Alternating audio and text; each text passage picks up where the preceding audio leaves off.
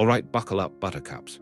Get ready to relive the epic adventure of EuroTrip from 2004, and of course the beginning credits as we skip past the title card and intro music. This flick kicks off with our man, Scotty Thomas, fresh out of high school and ready to dive into the next chapter. Fiona, his longtime GF, or so he thinks, dumps him at graduation with the classic, "I just want to be friends" line. Ouch.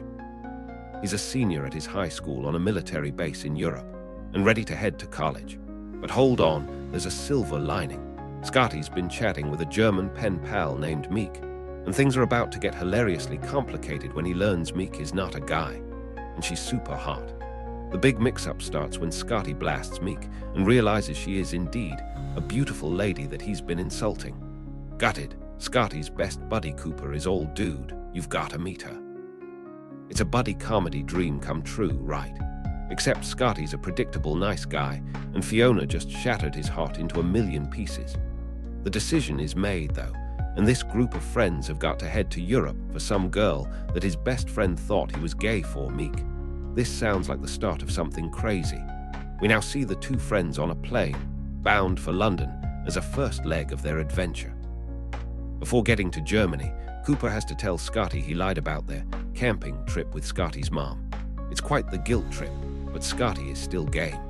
Cue the London sightseeing montage with friends. They meet up with Jamie's twin sister, Candice, and immediately hit the classic tourist spots. But not for long. That plan gets derailed super quick though, because those Red Army lads grab them and throw them in a London bus for the trip to Paris. They leave the couple behind, with promises to see them very soon. Fast forward, and it turns out Meek didn't get what he had said. Looks like the German beauty thought Scotty was a weirdo and blocked him. Cooper, showing his own sense of loyalty, tells his friend they're still going to Berlin anyway. Next stop, Paris. From here our duo manages to get to Paris, a side trip to meet Cooper's hot sister, with the bus being on the complete wrong path though. Let's fast forward some time. I'm not going to spoil all the details because it's too good, but all I'm saying is this trip will be unforgettable. If you've never seen EuroTrip, you are in for a big surprise. Alright, let's dive right back into EuroTrip. No time for theme songs. Our journey picks up in Prague, and Scotty meets his dance-off rival, a silver-painted street performer who is not impressed with Scotty's moves.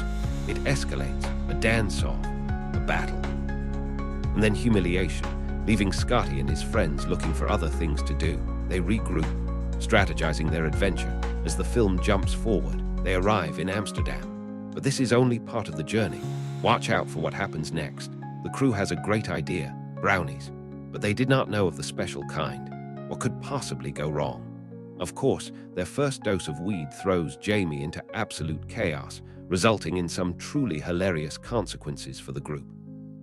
The next morning, all are struggling except for Jamie. He has no memory of the events of the night. Our group is down, and in Bratislava, Lisa is not impressed. But then, who would be? It doesn't take long for the group to attract attention. As a local man explains to them, they are in a city where the trains are never finished being built. As they talk to the strange, eccentric man, he has robbed them. But this doesn't stop them, as they are on their way again. Lisa is less than thrilled, but then our group is pulled aside. It's time for Scotty's European dreams to finally come true, but only Livy wants to join. And this is the hook. After turning down Livy, he opens his sleeper car and sees a man who had it all. Then it all turns so bad and creepy. It then turns into another horror and then to a rescue. Now what happens? After all of this, Scotty and Jamie resolve to put the past behind them, and then they kiss, sealing their new unconventional romance with youthful enthusiasm. Back on the train, they now have a new unlikely travel companion, as well as all new train tickets. The next stop on the journey. And remember that flugging Kogan Keekbilson. Make a note. On the train, however, their savior has other plans. Turns out that this savior is actually a maniac. It ends abruptly for the travelers as they end up alongside a German highway without any belongings. No money, nothing. It seems all but Livy who are completely broke. How are they going to get home now? And how can they possibly make it to Berlin? The disco in Bratislava is packed with pulsing beats and writhing bodies. Our trio find themselves amidst the chaos, quickly separating as Cooper checks Jenny's coat. He looks eager, too eager. It's obvious what's on his mind. A smooth stranger interrupts the conversation, recognizing her from the parade stage. His name's Christoph, and he owns the place. His family apparently owns half of Europe's nightclubs. He lures her to the VIP section, promising a luxurious escape. He's married. Jenny is disgusted and storms off, leaving poor Cooper crestfallen and #X20. The remaining boys find themselves at the bar, staring down a luminous green bottle. Absinthe. The green ferry, rumored to make you hallucinate and go insane. They down the hatch, waiting for something to happen, and waiting, and waiting. Absinthe is bullshit. They are correct. Or JB is out of here, to the bathroom. It does not take long for him to snag another girl in leather pants to sneak off to the dance floor. Good for him. Cooper, however, has a plan. He grabs Jenny to share a bottle straight out of the green glowing ferry's flask. It's time to get this party started. Within minutes, they're tearing up the dance floor, sloshing what's left of the bottle. It's all becoming a blur. He has a quick vision of a familiar man turned into a green, winged ferry before finding himself stuck inside a cage. The music has now become a circus. It is an actual circus. Cooper's ferry dream has a name, and he's still stuck. You want a party? The whole night has become an acid trip. Back at the hostel, the friends wake up disoriented and looking for coffee. The trip to the Vatican is the next step. Do you have condoms? Cooper, on a mission. At Vatican City, they're denied entry into the exclusive section due to an incomplete list of tour, but our spunky Jenny has a bright idea. There he is, our tour guide. After claiming Cooper as their guide, they are let in, but a quick warning ensues. He's mentally retarded.